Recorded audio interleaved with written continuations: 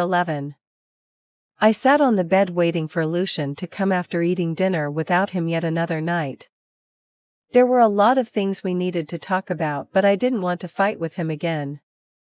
Because that's what you think about me. You think I am a beast who beats and kills people, then you would think that I can burn them as well, right? His voice echoed in my head. I never thought of him as a beast, I just thought that he was different. He looked hurt before walking out of the dining room, as if he didn't want to see me again, and I wondered if he really wouldn't come. Would I have to sleep alone again? I didn't even get the chance to thank him for bringing Lydia and Ilva. I decided not to sleep alone and go look for him. I looked everywhere but couldn't find him. Where could he be? Do you know where I can find His Highness? I asked a guard. He is in the barn, Your Highness. I made my way to the barn where I found Lucian feeding his horse. It was dark inside and the only light came from the full moon. As if sensing my presence, he looked around until his eyes landed on me. I was looking for you, I said, walking closer to him. Why? He asked, clapping his horse. It's just that we have been fighting a lot lately and we never spend time together. I never see you these days and I just. You just what? He said, taking a step closer. I just want to spend time with you. Why? What do you mean by why? I said, frustrated at his questions. Grabbing my arm, he pulled me closer. Why means why? Why do you want to spend time with me? Do you like me? Do you miss me? Do you want me? You're not scared anymore? That I might kill you, beat you, or burn you? I could hear the hurt in his voice. Yes, you scare me sometimes, but you treat me well too. He didn't seem satisfied with my answer, but his eyes softened and he let go of my arm. It's late, you should go to sleep. I will stay here for a while, he finally said. I will stay with you, I insisted. He opened his mouth to protest but said nothing, turning his attention to his horse. I sat down on a haystack nearby where I could still see him and talked to him. Thank you for bringing my maids, I said, but got no response. I tried to come up with something to talk about while my eyes studied him in the darkness.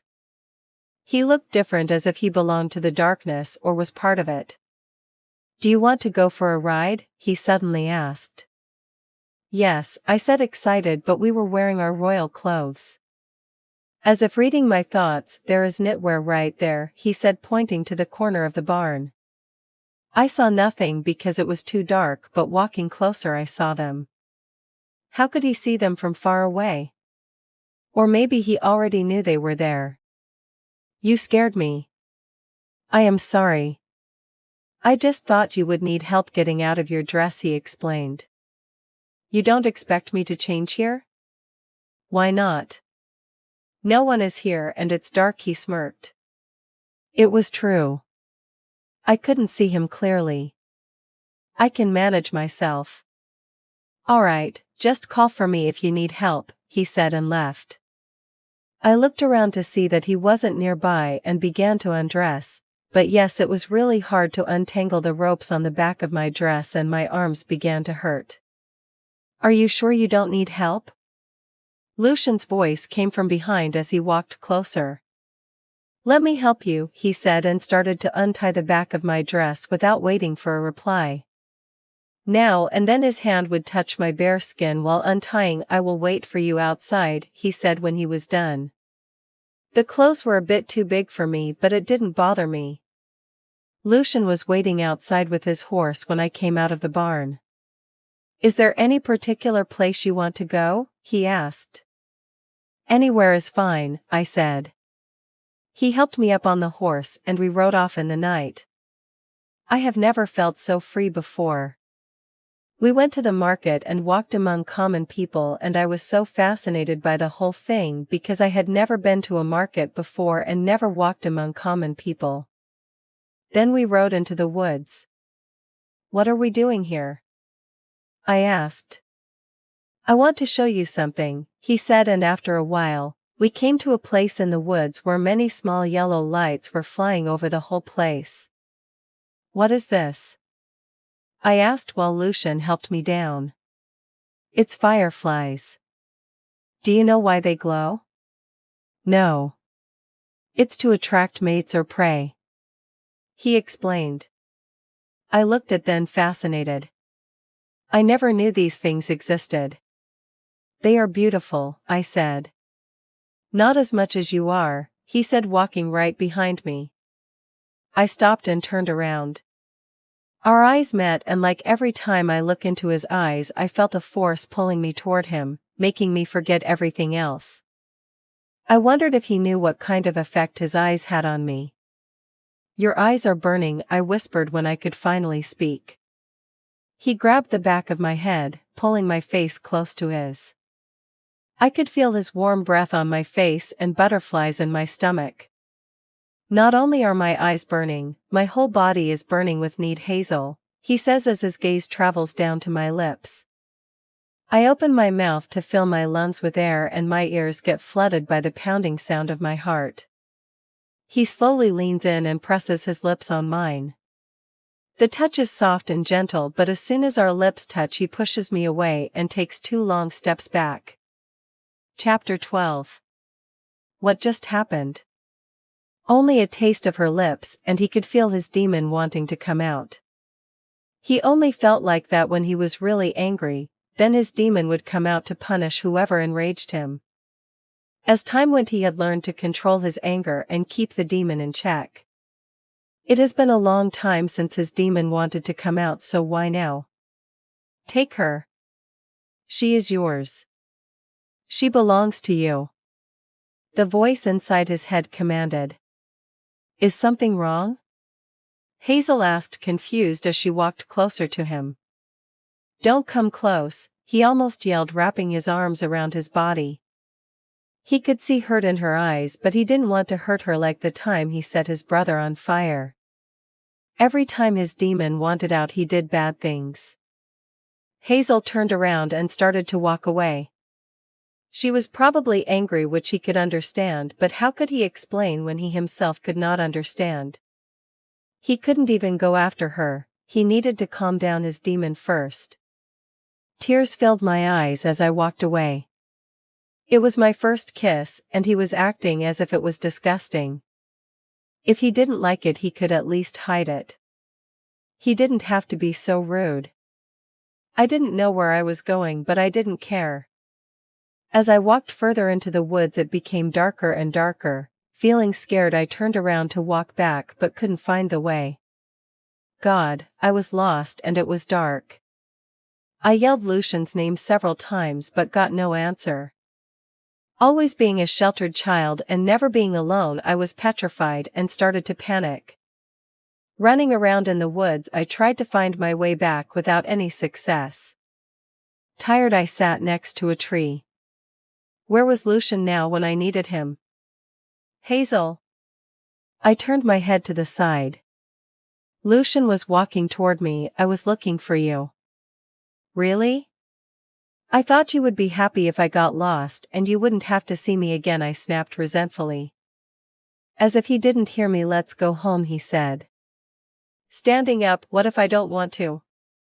I know I was being childish, but I was angry and just wanted an apology or an explanation. He shot me a hard glare. "You better listen to me or you won't like what I will do to you," he muttered under his breath. He was trembling as he spoke. Was he that angry? "Fine, you better explain to me once we are home."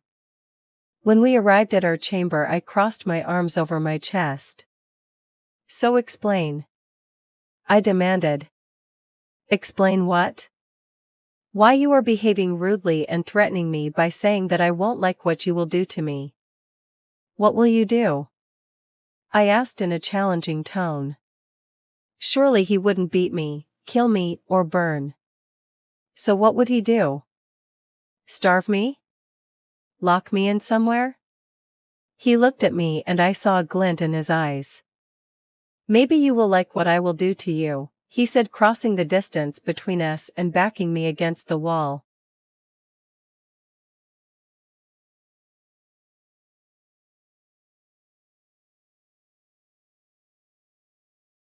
Chapter 11. I sat on the bed waiting for Lucian to come after eating dinner without him yet another night.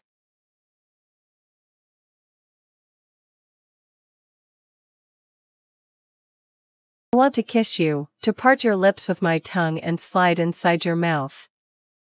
I want to pin your naked body underneath mine and feel you tremble while I do all kinds of wicked things a man can possibly do to a woman. I want to hear soft moans of pleasure escape your beautiful lips, he said, tracing his thumb over my lips. My breath caught in my throat as he leaned down and brushed his lips against my ear. I want to feel heat radiate from your body. Lord, I was already aroused by his words and I couldn't breathe. I needed to get away, but I felt weak in the knees, so I put my hands on his chest to push him away, which made him chuckle. Why are you doing the opposite of what your body wants? He asked. I don't know myself, I just want to breathe. Maybe I am scared even though I am excited, maybe I am not ready even though my legs are trembling. Fine, he exhales as he lets me push him away. Soon you will let me do all these things to you and more. He was behaving differently. Never has he approached me like this before, so straightforward. He was always slow and careful, giving me time to think and breathe. I'll sleep in my room tonight, otherwise I can't promise to behave myself, he said as he walked to his room.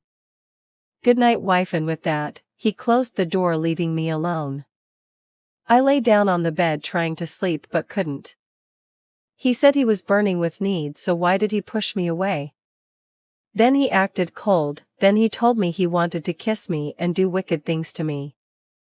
I was really confused. After a while, I fell asleep. My lady, wake up, I heard Ilva's voice. Let me sleep, I muttered in a sleepy voice. My lady, please, I need to prepare you, and you have slept too long. You are not a child anymore, you are a married woman. Did she wake up? What seemed like Lydia's voice asked. No. I have been trying to wake her for a while. I heard the door open and then it became quiet. Finally. Leave us. I will wake her up, a deep voice spoke. After a few seconds, a spicy scent invaded my senses and I felt fingers remove the hair from my face, placing it behind my ear.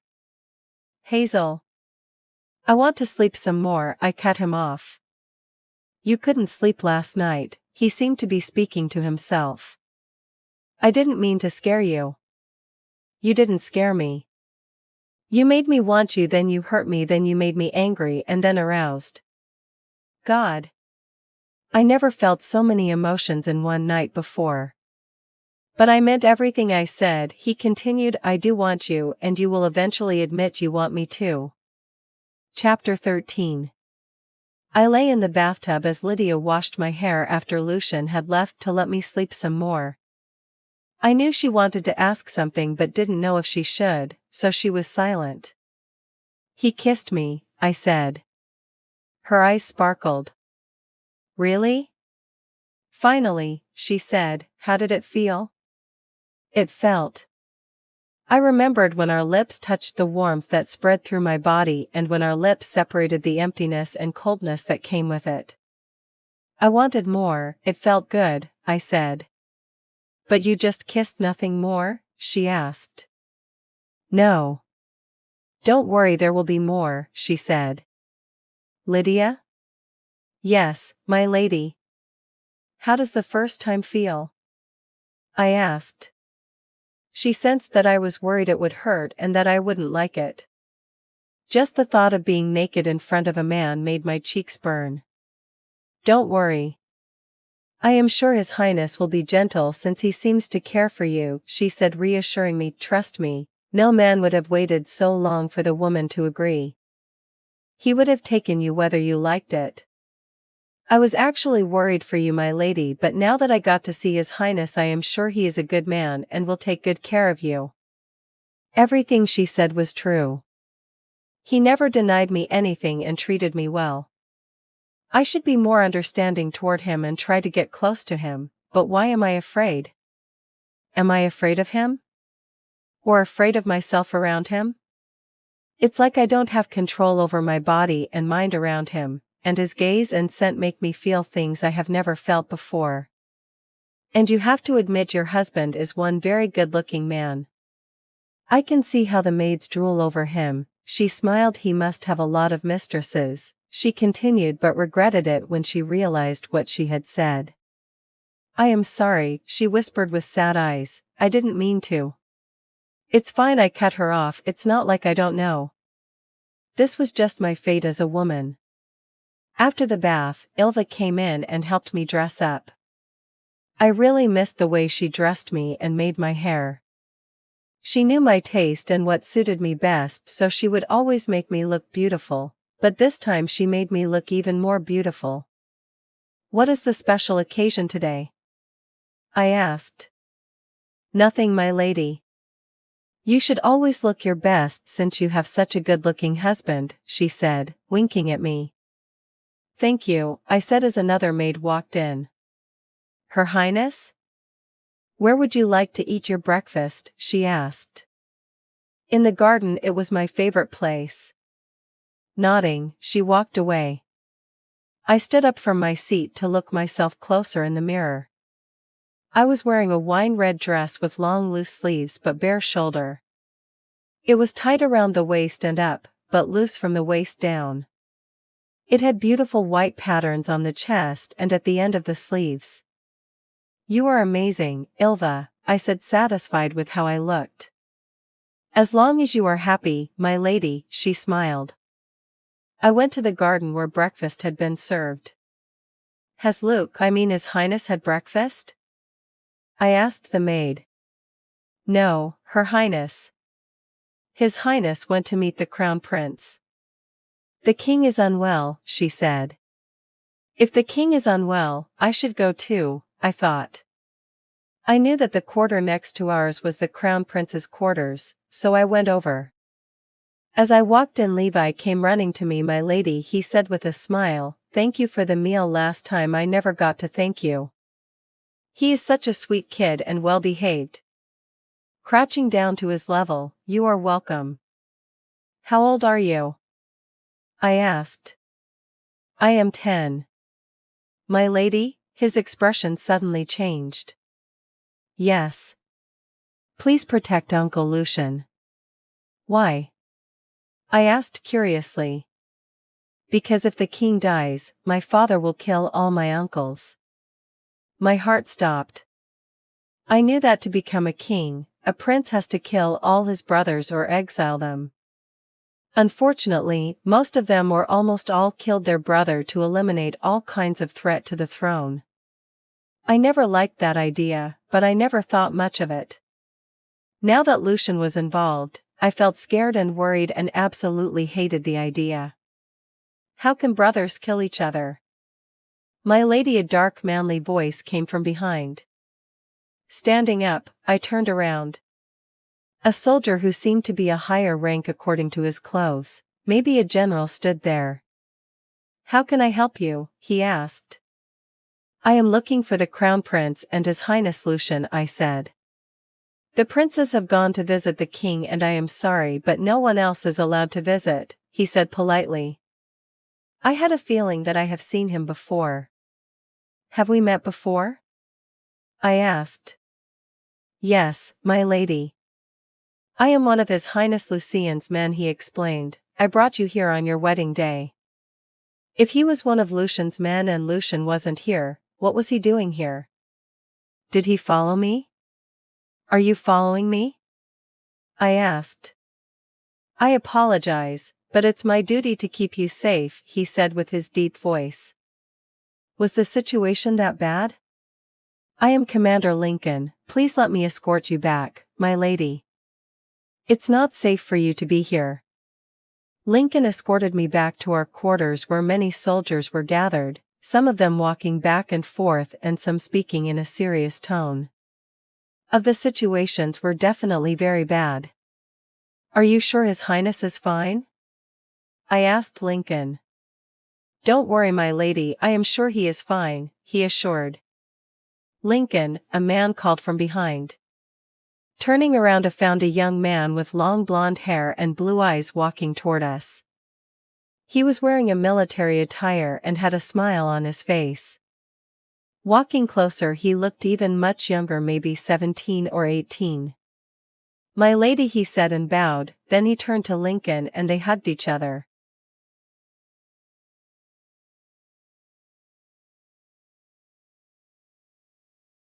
"I'm glad you are back," Lincoln said.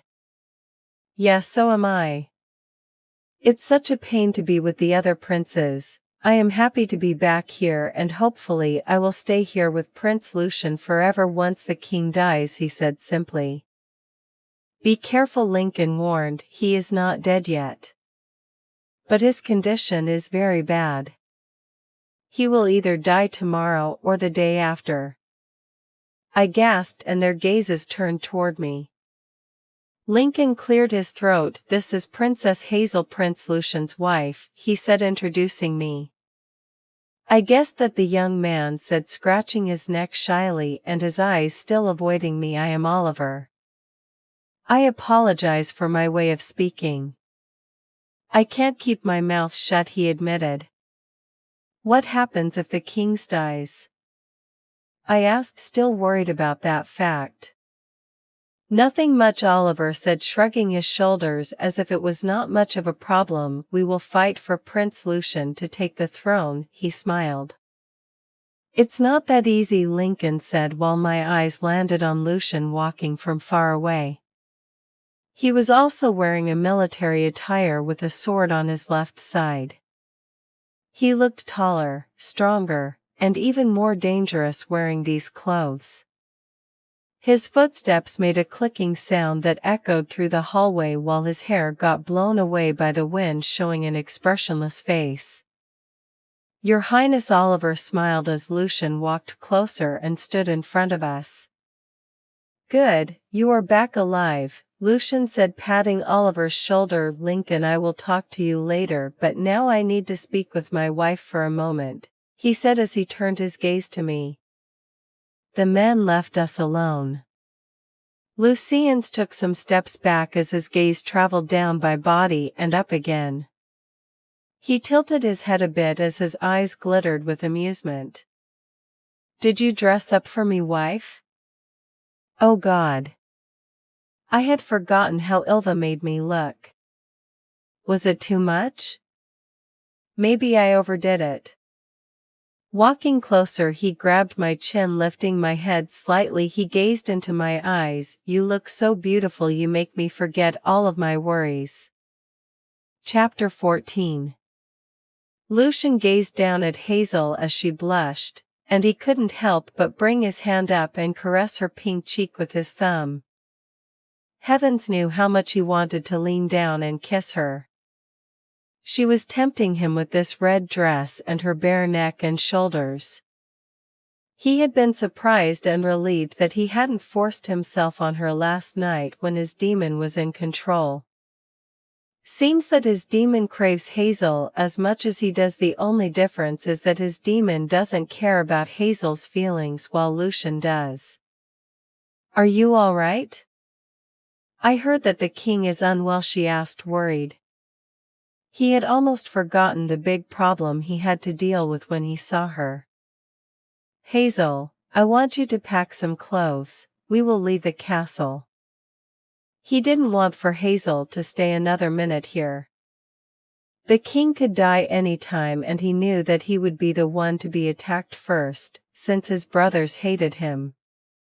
Hazel looked confused at him. "I will explain everything on the way," he said. "Now hurry." Once Hazel left, Lincoln approached him. "Your Highness, the horses are ready." "Did Oliver get information on what my brothers plan to do?" Lucian asked. "Yes, Your Highness. The Crown Prince is planning on attacking you first once the king dies, and he has already pinned your brothers against each other, so that they kill each other and his job becomes easier." That sounded just like Pierre. Lucian had already expected that from his brother. "What did he tell them?" "That I don't know, Your Highness." But your brothers have already begun to travel to gather their allies to help them get the crown. You should do that as well. That would be the difficult part, since not many would want to be his allies and help him because of the rumors about him. As if Lincoln read his thoughts, he said, we should start with Macbeth Kingdom.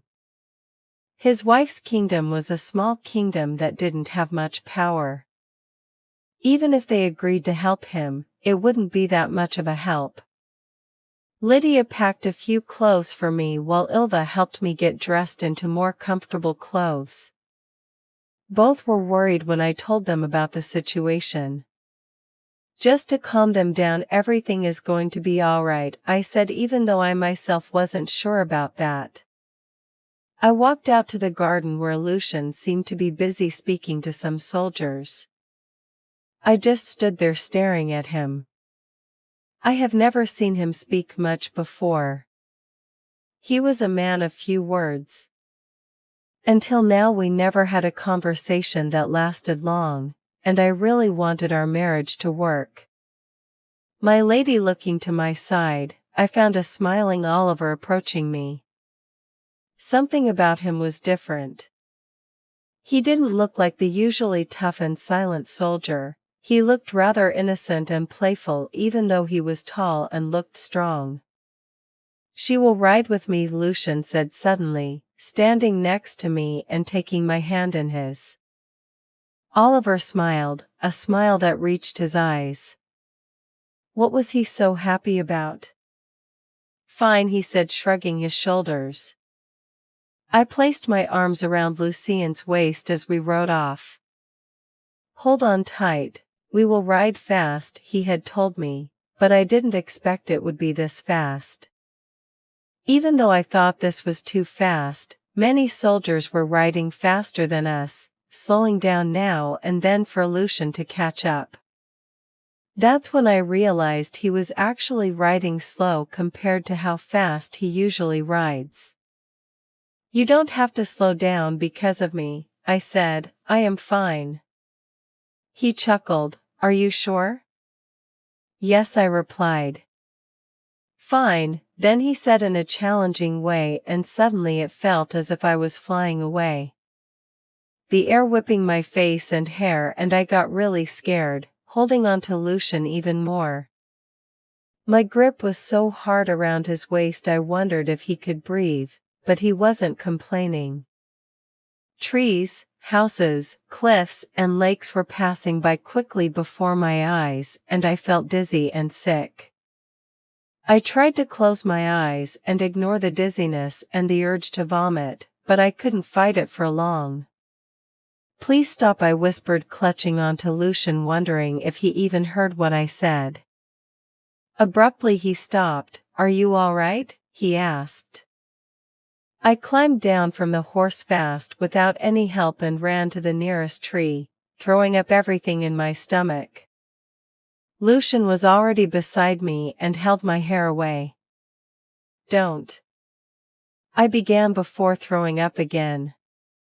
I didn't want him to see me like this.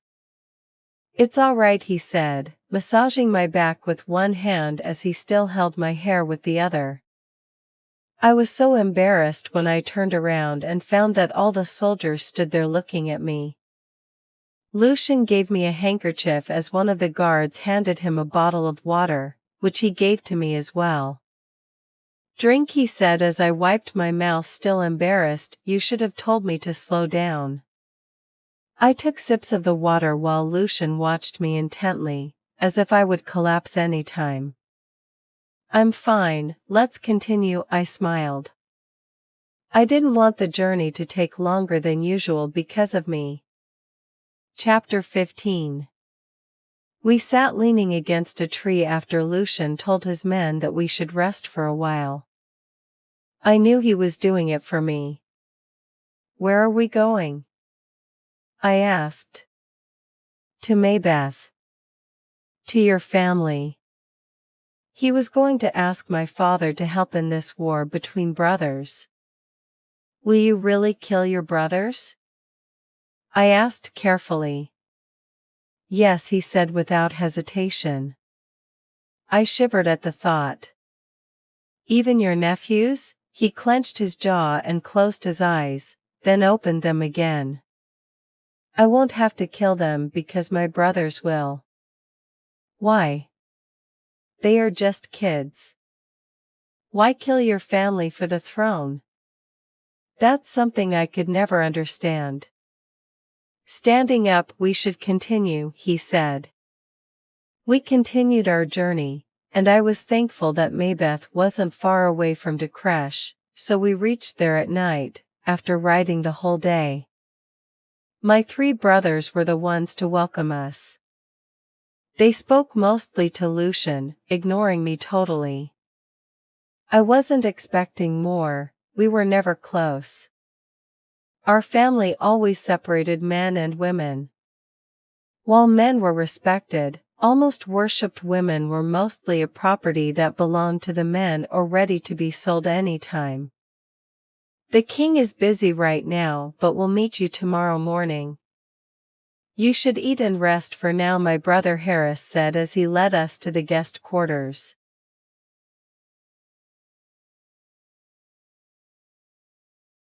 Looking at him and the rest of my brothers, I couldn't help but wonder if they would kill each other when father dies. What a rude brother you have. It seems you are not close with your brothers either, he said as we entered the guest room. True, I said as my gaze landed on the table next to the bed where several food dishes were served covered with white food cover. I thought I would be hungry, but my stomach was still upset from the ride, so I didn't feel like eating anything. Are you hungry? I asked, my eyes traveling toward Lucian. He had already taken off his military attire and was left wearing a loose shirt that showed off his chest with a pair of pants. It has been 3 nights since we slept in the same room, so I felt nervousness take over my senses as I remembered what he had told me last night. He wanted to do wicked things to me. Wicked? I had asked Ilva what wicked means, and she had told me it means devilish, sinful. What are you thinking about? Lucian asked, laying on the bed, leaning his head on his hand, watching me with those captivating eyes. Nothing, I said, shaking my head, standing stiffly on the same spot. Come here, he said, patting next to him on the bed. He wants to do sinful things to me.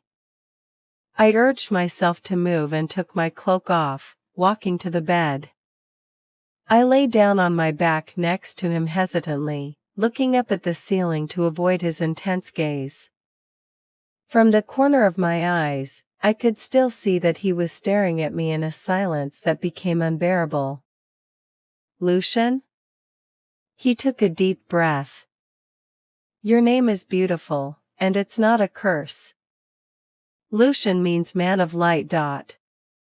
He looked at me surprised, but then his face became serious. I am no man of light, he said, there is darkness inside of me. Everyone has a bit of darkness inside of them, that's okay because darkness and light can't exist without each other. Are you trying to comfort me? He asked with a smile. I am just speaking the truth, I said. It became silent again, even though I had 1,000 questions on my mind. Will you really kill your brothers? What about the note written in blood? Do you like me? But the question that came out of my mouth was, why did you agree on waiting to consume the wedding? You feared me, and you still are sometimes. I don't want to be, I admitted. I would never hurt you. But sometimes. I am not myself. What do you mean? He lay on his back with a sigh. I am tired, let's sleep. I will tell you some other time, he said. I wanted to know, but I was exhausted myself as I found it hard to keep my eyes open. Closing my eyes, I let the darkness take over. I woke up in the morning with Lucian next to me. He was still sleeping on his back, but shirtless. The sheets covered his stomach, but his powerful chest and arms were bare. His raven black hair was spread across the pillow, looking soft and shiny like silk. I took some of his hair in my hand and inhaled his spicy scent that did things to my body I couldn't explain. My eyes traveled to his face. His eyebrows were thick and perfectly shaped and his eyelashes long and shiny. Now, with his eyes closed, they almost brushed his impressive cheekbones. His nose sharp and hooked cast a shadow on lips that spoke of sensuality. While his hair was dark as the night, his skin was pale as the moon, so smooth it made my fingers itch for a touch. I ran my fingers along the edge of his sharp jawline up to the curve of his lips, admiring his good looks when his eyes fluttered open and I stared into them, unable to remove my gaze. That's when I realized why I had never studied his face before. His eyes were too captivating to make me notice the rest of his face. They held power and passion, but they also spoke of secrets and pain. He smiled with his eyes. I removed my hand and glanced away, blushing hard. Even though I couldn't see him, I could feel his smile widen at my reaction. No need to shy away, wife, I am all yours. You can stare and touch however much you want. When I said nothing because I was so embarrassed, he got up from bed and walked toward the table. My eyes landed on his broad, muscular, drawn-back shoulders as he walked gracefully. He wasn't too muscular but well-built and lean. As he walked, he ran his hand through his hair and my heart skipped a beat. Something with the way he walked and moved did strange things to my body. No wonder the maids drooled over him. I had seen his bare upper body before, but he had been soaked in blood back then. Now, wait. The scars. Even though some of his hair was covering his back, but I could still see most of it and there were no scars. It's not possible. His wounds were very deep and I am sure they would leave scars, but there were none. Wait. I said before he could slide into his robe. I got up and walked over to him. Wait, I repeated, grabbing his arm and making him turn around. I removed the rest of his hair. No scars, not even a tiny one. His skin looked so smooth, as if he never got whipped, not even once. It's not possible, I thought, shaking my head. What is it? He asked, confused, turning around.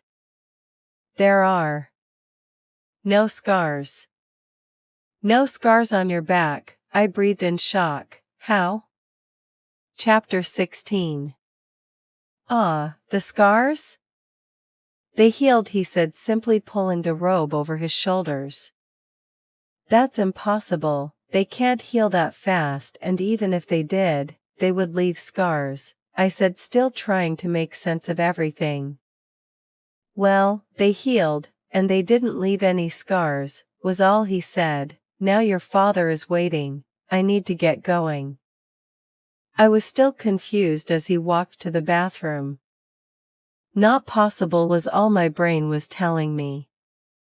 After taking a bath, dressing up and making my hair with the help of some maids, I was on my way to the dining room.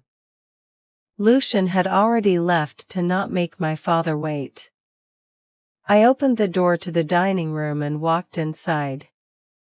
Father was sitting on the short side of the table as Mother and Lucian were sitting opposite each other on the long side of it. As I walked closer, I noticed that no one was eating, and the atmosphere was tense. Lucian's hands were clenched under the table and Father's expression told me he was displeased. They didn't even notice that I had walked into the room. Mother was the first to notice me, so she stood up from her seat and came over to me. Darling, I missed you so much, she said, hugging me, but got cut off by father. Teresa. Behave yourself, he said, and mother tensed and walked back to her seat. I hated this. They could never act as parents. Father loved to show off his power, and mother was too scared of him to do anything she wanted.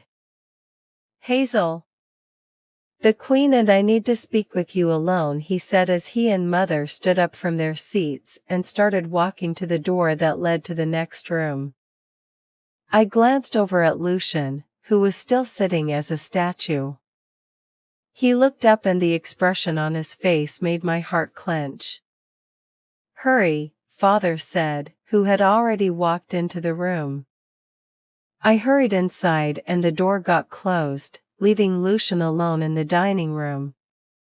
What was happening? What did he do to Lucian? Father walked to the center of the room and turned around with his arms crossed over his chest. Your husband is asking for my help, he started with a frown, but I can't invest in a war I am going to lose.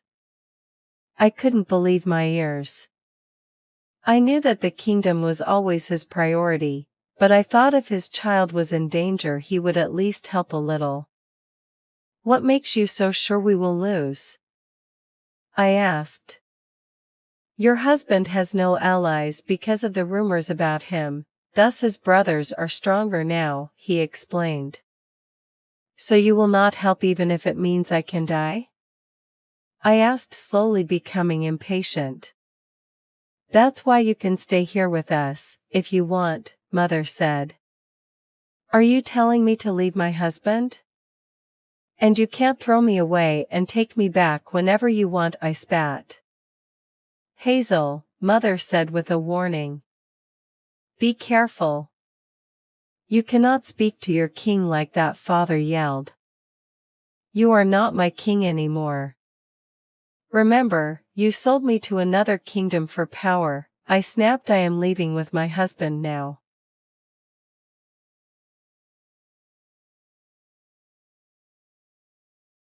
Looking at him and the rest of my brothers, I couldn't.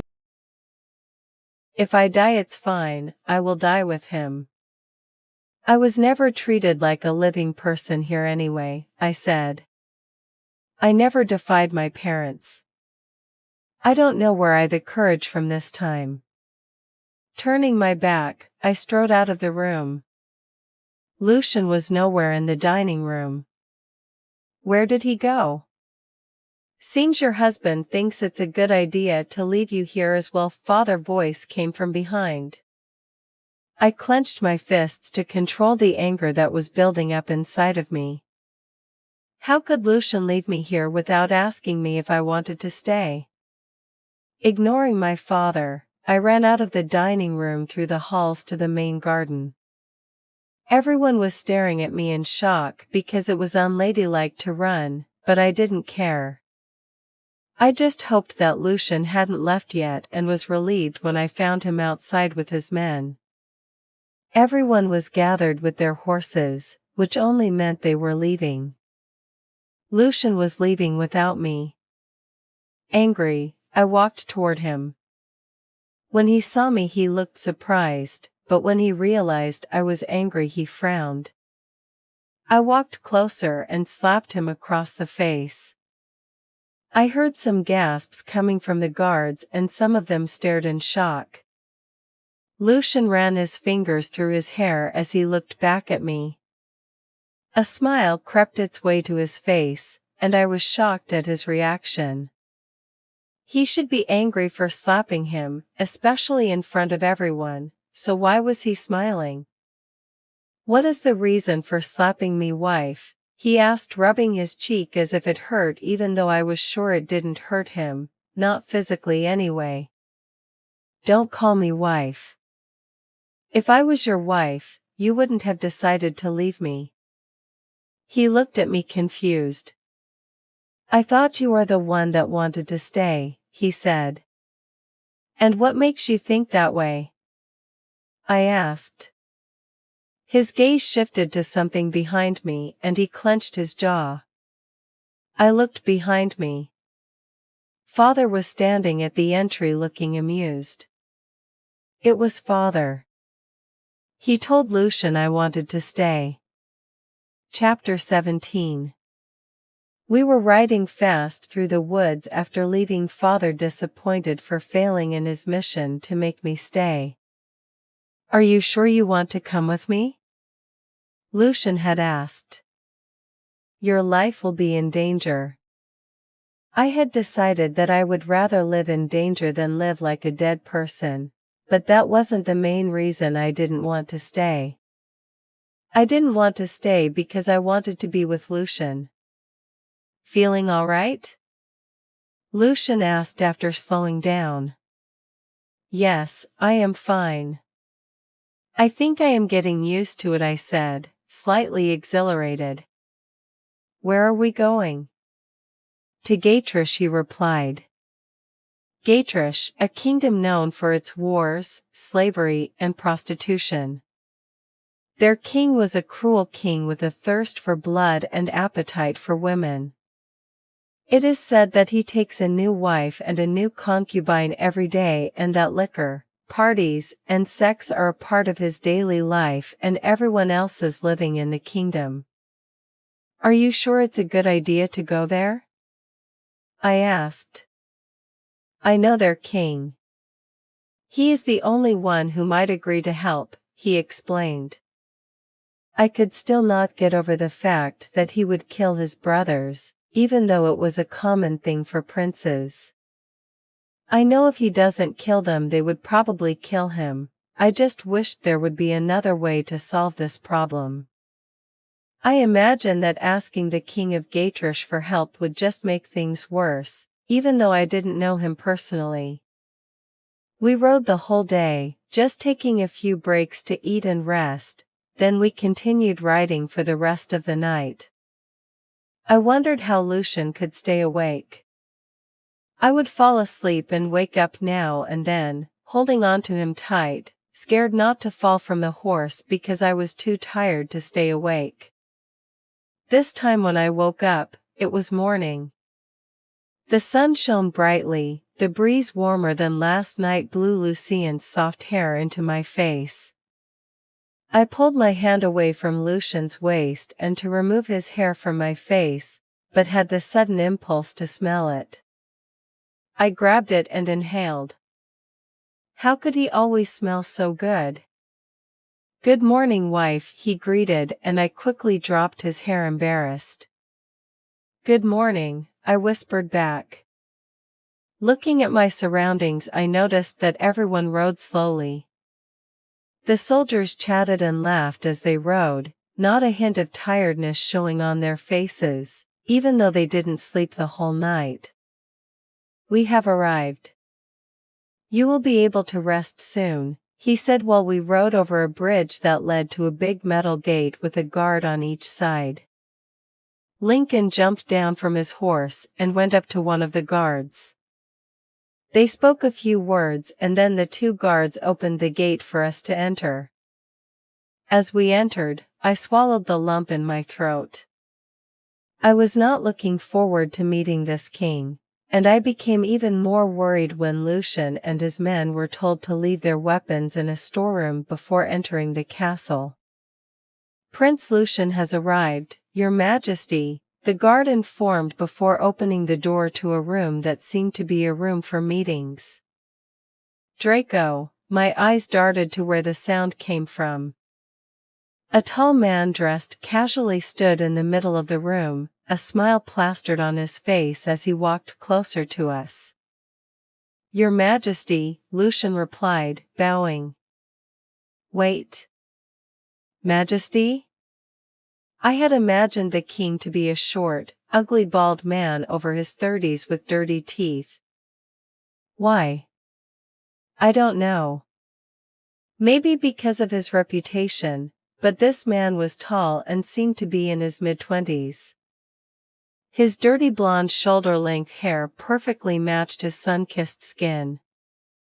If it wasn't for the scar on his face that stretched from his left eyebrow to his right eye, people would drown in his ocean blue eyes. He was good-looking.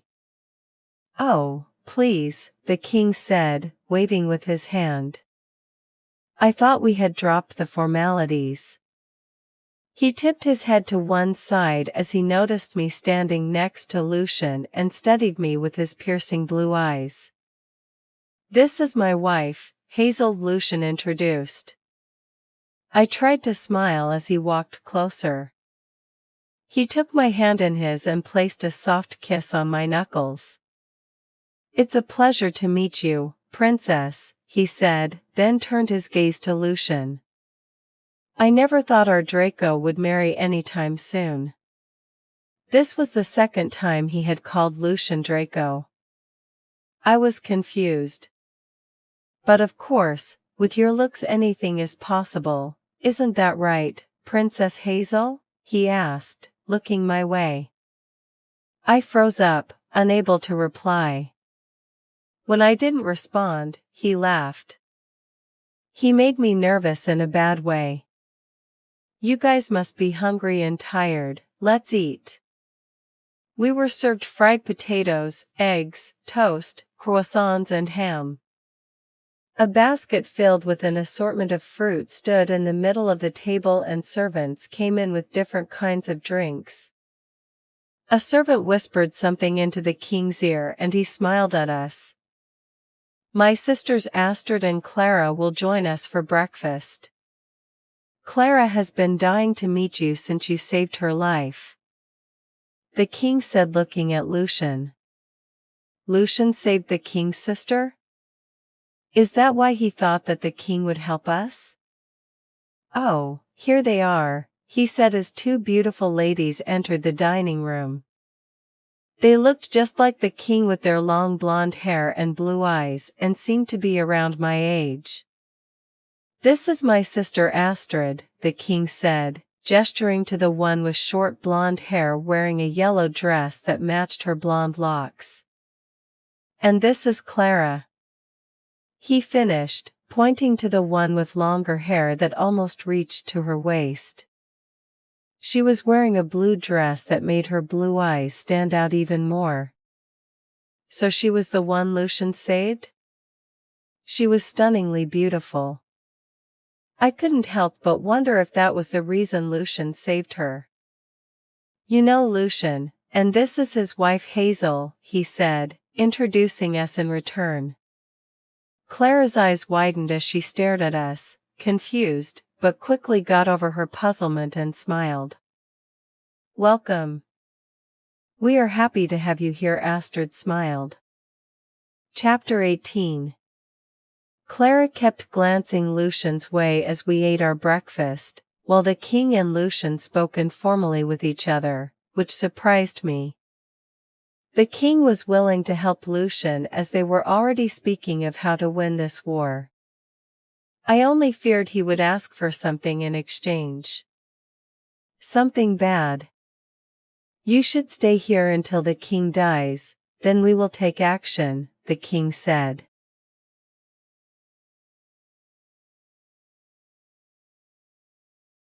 As if waiting for someone's death was a daily occurrence. Rasmus? Can you stop acting like a king at least until we eat our breakfast? Clara asked. Rasmus, Clara, Astrid, their names sounded northern. Of course Rasmus smiled at his sister. We have a party tonight. I hope you can attend after you have rested, he then said to me and Lucian. Of course, Lucian replied. Astrid, why don't you take them to a nice room? I am sure they would like to rest. I was so tired, but as I laid on the bed next to Lucian all I could do was ask questions. You seem to know Rasmus pretty well, I began. Yes, was all he said before closing his eyes. He lay on his back while I lay on my side, facing him. Why does he call you Draco? It's just a nickname, he said shortly. This wasn't working. I couldn't reach through to him. Maybe he was too tired. His sisters are beautiful. He shot his eyes open and looked my way. He looked at me calculatingly for a while before he replied, yes, they are. How did you save his sister? I asked curiously. I think I saw a brief smile on his face before it disappeared quickly. I didn't. I just spared her life. Our kingdoms were at war with each other few years ago and we won by killing most of their men. Are you saying she went to fight in a war? I asked, surprised. She was a woman, not only that, but a princess, and she went to fight a war? Yes, she and her sister. They are warriors and know very well how to fight. After all, their ancestors were Vikings, they have it in their blood. I just listened, fascinated by how these beautiful women could be warriors. I wondered if he was fascinated by them as well. Maybe that's why he spared her life. Maybe he thought she was beautiful. She was at least more beautiful than I was, much more beautiful. Letting out a sigh, I closed my eyes and tried to sleep, but then I heard Lucian say, "Thank you for coming with me," in a sleepy voice. Opening my eyes, I looked at him. He was asleep. I shifted in bed for a while, but I couldn't fall asleep. Sitting up, I swung my legs down off the bed and stood up on the neat sapphire blue carpet that covered the ground. I looked back at Lucian, who was sleeping peacefully on the royal blue satin sheets. He looked more beautiful than ever while asleep. I slid into a simple dress, fixed my hair and put my shoes on before exiting the room. I walked through the halls, not knowing exactly where I was when I heard female voices I recognized coming from a room. I stopped to listen. "Clara, there are 1,000 men out there who desire you. Just forget about him." "I know, but no one is like him." "I want him, sister." "He is married now." "Why do you want to be a second wife when you can get any man you want?" Astrid asked, frustration clear in her tone. "I would rather be with someone I want and become a second wife than be with someone I don't want," Clara said stubbornly. "He is a man with no position right now. There is no guarantee that he will become the next king of Decresh." A tiny gasp escaped past my lips. Yet it was loud enough for Astrid to hear in the echoing room. They were talking about Lucian. "Who is there?" Astrid asked as I heard her footsteps coming closer. I quickly hid behind one of the limestone columns in the hall. "What is it?" Clara asked. "Nothing. I just thought I heard someone," Astrid said, and then I heard the door close. I peeked from behind the column to make sure they were gone and then quickly got away from there. I rushed through the halls trying to find my way back to the room. My life had become a mess in only a week. First, I got married against my will, then before I got to know my mysterious husband a war knocked on the door, then I fought with my parents and now I was in a kingdom ruled by a bloodthirsty king and a sister who wanted my husband. While looking for a room I found an exit to a garden. I walked out and found some of Lucian's men chatting there. Some were sitting under the roof, away from the sun resting, while some were talking about someone. Me. "Did you see how she slapped him?" a guard with brown hair asked, imitating me slapping Lucian. He lifted his hand and drew it back before landing a fake slap on another guard's cheek. "Behave yourself, Kai," Lincoln said, sitting with his eyes closed, leaning his back on the wall. "No, seriously. She is brave.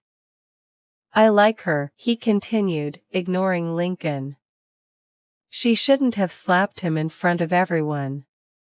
It was disrespectful toward His Highness, another one retorted. Oliver laughed, turning around. He saw me standing there and I thought he would say something to make the men know I was there listening to everything, but he kept quiet and let the men continue talking about me. She is a good person, someone defended me. It was the brother of Lisa, the maid who stole my golden hairpin. She genuinely cares for His Highness, he continued. That's true, another one said. Oliver smiled a mischievous smile before saying, "My lady," finally making my presence known and surprising the guards. Everyone stood up quickly. "My lady," they said, bowing deeply and then looking at me with fear. "I apologize for their behavior," Lincoln said, bowing deeply. "Apologize to Her Highness," he reprimanded, sending the guards a hard glare. "It's all right." I smiled. Everyone is entitled to their own opinion. They all stared at me in surprise, except Lincoln. His face showed no expression. Chapter 19. I laid in the bathtub filled with hot water, thinking about what the guards had said about me. I shouldn't have slapped Lucian in front of his men. It was disrespectful, and still he hadn't got angry with me. He was asleep when I came back to the room, so I asked a maid to prepare a hot bath for me. The hot water was soothing, relaxing my tense muscles until it felt like a massage, and in a moment it made fall into a deep sleep. I woke up shifting in the bed. The soft satin sheets rubbed against my skin and I realized I was not wearing much. I quickly sat up on the bed and lifted the sheet up. I was only wearing a towel, my shoulders, legs and thighs were bare. It took me a moment to remember that I was taking a bath earlier and fell asleep and now I was here. How? A sound made me look to my left. Lucian was sitting in a chair, a glass of wine in his hands as he studied me with those extraordinary eyes. He was the only one who could have brought me here, which meant that he had seen me naked. Heat crept its way up to my cheeks and I grabbed the sheets around me closer as if they would protect me from his gaze or change the fact that he had seen me naked. Did you bring me here?" I stammered. He put his glass down. Standing up he walked toward me. "Would you prefer someone else did?" he asked, standing at the end of the bed towering over me. I felt uncomfortable, so I climbed down from the bed still gripping the sheets around my body and tried to get away from him, but he grabbed my arm and pulled me in for a hug. I gasped and dropped the sheets, standing there in only a towel while he held me so tight I couldn't even breathe. "Why?" he breathed into my neck as his arms trembled slightly. "Why?" I repeated, confused at his question. He pulled away and stared at me. "You should dress." "The party starts soon," he said and left quickly. 2 maids walked in just after Lucian had left. "My lady, we shall help you prepare for the party." They showed me several beautiful dresses to choose from. Most of them showed a lot of cleavage which I didn't like, but it seemed to be the kind of dresses they wore in this kingdom. I chose the least revealing one, a black off-the-shoulder dress with a V neckline that showed only a little cleavage. When I was done dressing, it was time for hair.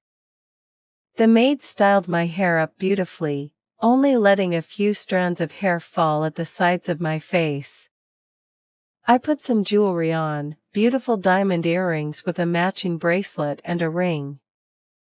I looked at myself in the mirror one last time before the maids led me to where the party would take place.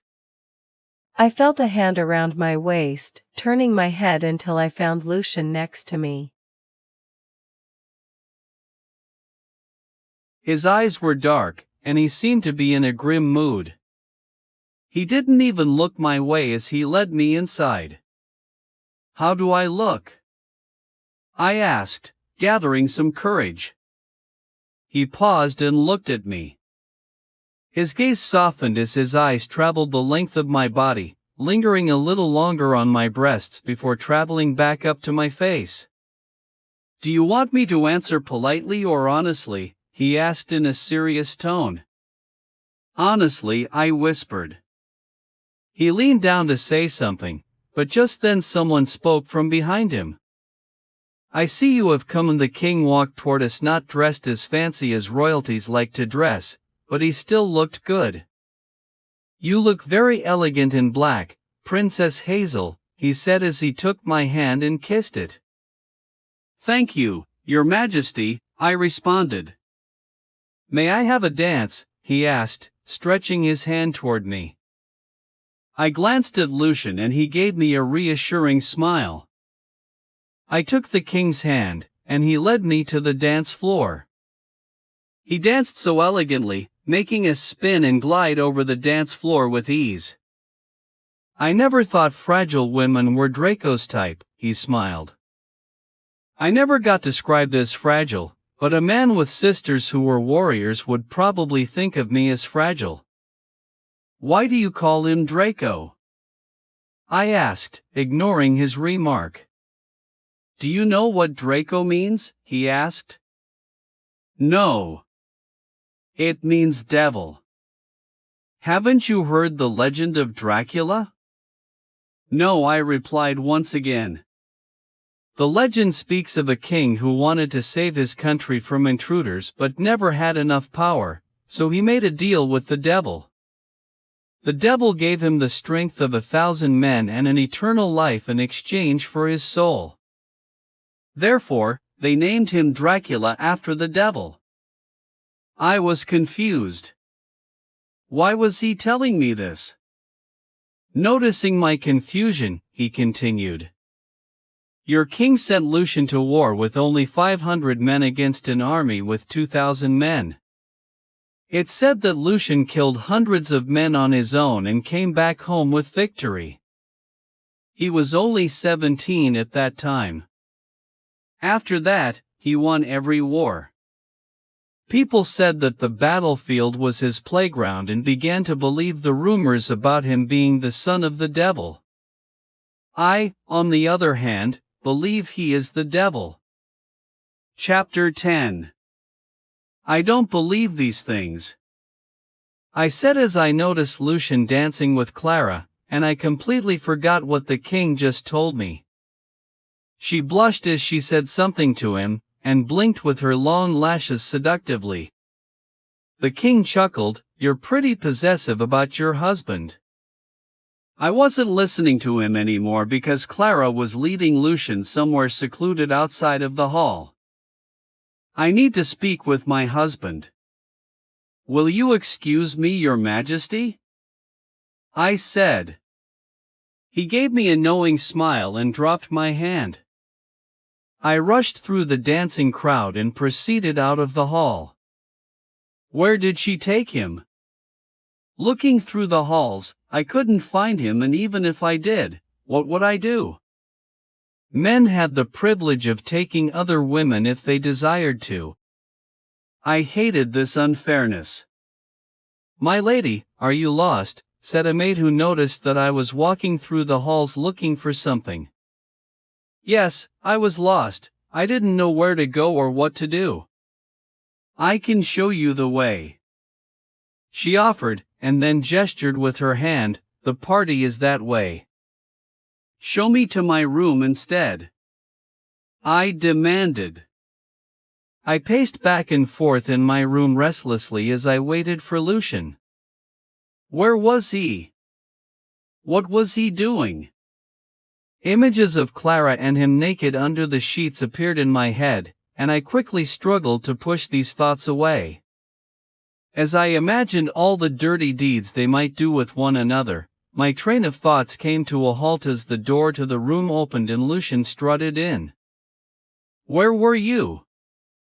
I blurted, unable to stop myself. He lifted an eyebrow questioningly.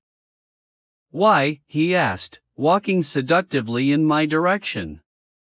I saw you leave the party with Clara, I said with all confidence I could muster. I tried not to be intimidated by his closeness or by his burning gaze. So, he asked, walking even closer until I could smell his spicy scent. Suddenly the air became hot and heavy, and my mind became like a fog. I took a few steps back to get away from his intoxicating presence. I needed to regain my ability to think straight. Don't you think it's a little unfair, wife? You don't like me being with someone else, yet you don't want to be with me. He said. Well, yes, I know I was being unfair. I should just give him what he wants and needs. That's not true. I attempted to deny. Then kiss me. Lucian studied Hazel's features as they morphed into surprise, but then determination appeared in her chocolate brown eyes. To his disbelief, she crossed the distance between them, wrapped her arms around his neck and pulled him down, crushing his lips on her own. Her plump lips were soft and sweet as they moved against his, but with hesitance, he noted. He could tell by her restrained movement that she was inexperienced. He ran his fingers down her spine, pulling her so close until no space was left between them and he could feel her heart hammering against his chest. Then his fingers traveled back up her spine and entangled themselves in her hair. This time he pulled her closer, adding more pressure to their lips. She moaned in response and his control snapped. He grabbed the arm of her dress, ready to tear it apart. He wanted her naked, her bare skin against his, her legs wrapped around his waist as he loosed himself inside of her. She was tormenting him with her lips and his hands began to shake in self-restraint. He didn't want to scare her by tearing her dress like a beast, now that she kissed him purely out of her own will. Lust made his vision black as his inner demon urged to take control over his body. Hazel pulled away from the kiss, but he grabbed her harshly, wanting more. She whimpered under his grasp. Lucian, you're hurting me. She complained.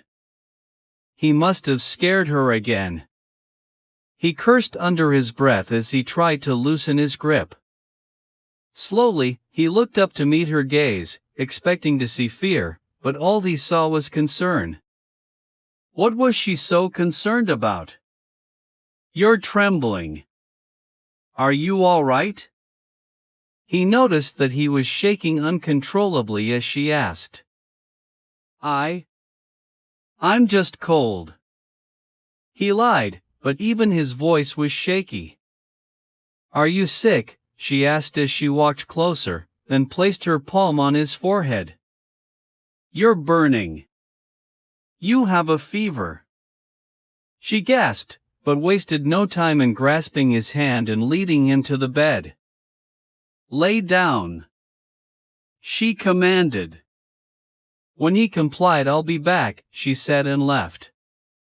He let out a sigh of relief. He didn't protest about her departure, because he wanted to be alone. He cursed inwardly and wondered what he had done to make the gods give him such a fate. Truly, he was cursed. Hazel came back with a bowl of water and a cloth. She sat on the carpet next to the bed and patted the cloth. She dripped in the water on his forehead. I'm fine, Hazel. I don't need this. He protested.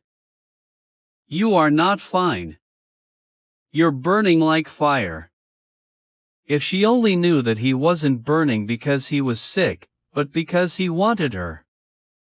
He wanted her so badly it hurt.